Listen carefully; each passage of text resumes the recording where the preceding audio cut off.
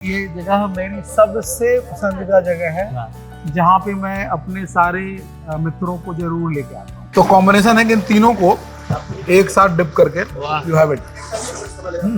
बहुत कमाल है। तो एक तो मजेदार बात ये हुई इस इंटरव्यू की, मुझे ऐसा लगता है कि मुझे बहुत बेहतरीन लिट्टी चोखा खाने मिल गया है। नॉर्मली क्या होता है कि एक तना में कोई दाना फंसता है और वहां से पेड़ उगता है, यहाँ दोनों के दोनों जड़ से उगे हुए। ऐसा हो रहा है मेरे साथ कि मैं अपनी कविता उन जगहों पे पढ़ रहा हूँ जिन जगहों से कविता का जन्म या सृजन हुआ है। मैं शुरुआत लाइन क्या बोलूं कि आइए आपका बहुत बहुत स्वागत है, जबकि यहाँ तो मैं आया हूँ। बड़ी सोच कितनी बड़ी है ना। क्या सांस के बिना आप जिंदा रह सकते हैं? नहीं रह सकते। पढ़ने के बिना एक कवि को जिंदा नहीं रहना चाहिए। ठीक है कि वो जो तोता मैना बैठे हैं ना, वो हम तुम। वाह। और ये डाइनिंग हॉल वैसे तो मेरा, लेकिन यही लाइब्रेरी भी है। अच्छा, ठीक है। ये जगह मुझे स्मिता ने इसको क्रिएट किया। यहाँ जो भी चीज दिख रही है घर के अंदर दिख रही है, वो उसमें मेरा कोई हाथ नहीं है। तो हिंदी पट्टी जो हमारी है ना, वो इसी तरह की, वैसे लोग इसका कुछ और मतलब निकालेंगे और कुछ लोग इसका और मतलब निकालेंगे। तो इन दिनों फिर आप क्या पढ़ रहे हैं? ये मैं मानता हूँ और बहुत लोग इसको थोड़ा सा हल्के में भी लेते हैं कि किताबें चलती हैं। हम किताबों को नहीं चलते। आपको मेरे यहाँ बुद्ध बार बार मिलेगा, और कविता में भी बुद्ध आपको बार बार मिलेगा। कोई इसकी कोई तकनीक इजाद की जा सकती है कि समय हम थोड़ा सा चुरा लें? शेड्यूल ऐसा रहता है कि हम मेरे पास वक्त 5:30 7:30 के सुबह का ही होता है। खासकर इन सारे अवार्ड्स में मेरे लिए अगर पूछो कि बहुत खास है तो वो ये खास ही है। पाठन भी कितना मायने रखता है। ये तो जब आप पढ़ना शुरू करेंगे तो आपका प्रोसेस अंदर का ऑन हो जाएगा। कुछ भी आपके बस में नहीं, ना कविता लिखने के बस में है, ना कविता मतलब समीक्षा लिखना है आपके बस में। कई बार ये होता है कि ये करना है करते करते आप कर जाते हैं। कैसे एक शहर आपके भीतर इतना बसता है? जीवन शेष लाशों की कतार है, एक धागा आगे का हट रहा है, दूसरा पीछे से जुड़ रहा है, पंक्ति खत्म ही नहीं हो पा रही।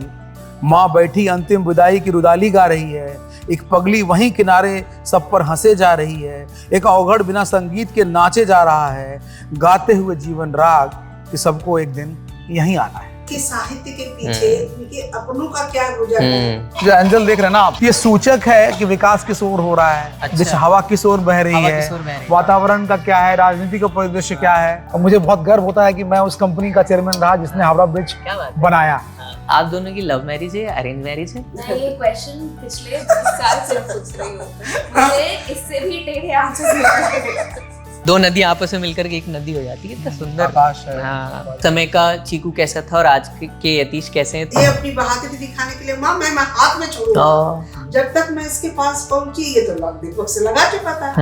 और वो ऊपर निकलने की बजाय इसके हाथ में। जीवन का पूरा चित्रण, दर्शन का इतना बड़ा परिदृश्य दृश्य कहाँ मिलने वाला है। रात की हवाएं इन दिनों ज्यादा गर्म है, धूल उसकी गति में अवरोधक है, अवरोध से जन्मती उष्मा में धारुक पारा पिघल रहा है। तो आपने कब ये सोचा कि अब किताब आ जानी चाहिए? जब मैं वापस हिंदी साहित्य में आया तो इतनी जल्दी थी मुझे छपने की। 6 महीना में मैंने राजकमल के टॉप टू बॉटम से लेकर के आलिंद, जो अब मेरे बहुत मित्र हैं, उनको बहुत परेशान किया। किस तरीके से आप अपने उस समय को याद करती हैं? मैंने तो जो फेस किया सो किया, और उसके भी जेहन में उतना ही है जितना मेरे जेहन। छीले तनों से छलकता है पानी, छालों का दर्द समझता है पानी, पेड़ समझते हैं पानी का दर्द। लिखना आसान है, बार बार उसी दर्द को जीना। एडिटिंग में जब आप लिख रहे हैं तो आप अलग व्यक्ति बन के लिख रहे हैं, लेकिन जब आप एडिट कर रहे हैं तो आप अलग व्यक्ति नहीं हैं। मैं और तुम इस पल को एंजॉय कर रहे हैं, और राजेंद्र गुप्ता को फिर मैं याद कर रहा हूँ। इस पल में रहो बस। पहली जो प्रतिक्रिया मुझे याद है प्रभात रंजन की थी,